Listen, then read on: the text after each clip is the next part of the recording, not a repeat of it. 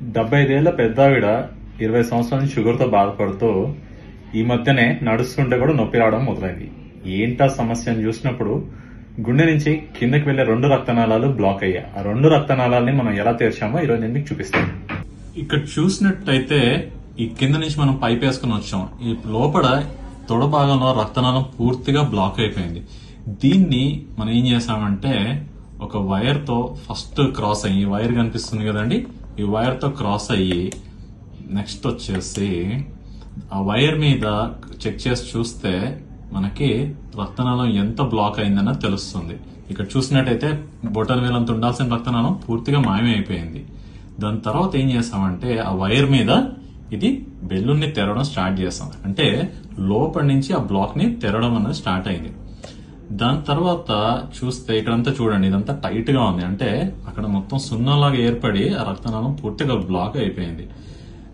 అలా బెలూన్ ని చేసిన తర్వాత చెక్ చేసి చూస్తే రక్తం అనేది మొదలైంది, వీలైనంత వరకు మొదలైంది. కానీ ఈ భాగంలో చూసినట్టయితే రక్తనాళం పూర్తిగా బ్లాక్ ఉంది. దానికి ఏం చేసామంటే స్టెంట్ అన్నది వేయడం అన్నది జరిగింది. ఇక్కడ చూసినట్టయితే ఇది మన స్టెంట్. ఏదైతే ఇలా పువ్వులా తెరుచుకుంటుందో ఇది మన స్టెంట్. ఎలా అయితే మనం ఒక పైప్ లోపల నుంచి ఓపెన్ చేస్తామో ఈ రక్తనాళాన్ని మనం ఓపెన్ చేయడం అన్నది జరిగింది.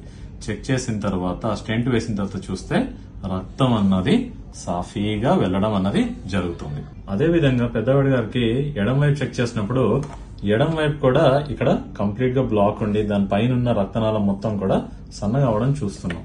సో సేమ్ ఇందాట్లానే దాంట్లో కూడా వైర్ వేసి దాని మీద బెలూన్ చేసి సేమ్ అన్ని స్టెప్స్ చేసిన తర్వాత చూసినట్టయితే రక్తనాళాలను పూర్తిగా తెరుచుకోవడం జరిగి ఈ ఒక్క దగ్గర మాత్రం చిన్న బ్లాక్ ఉండిపోయింది.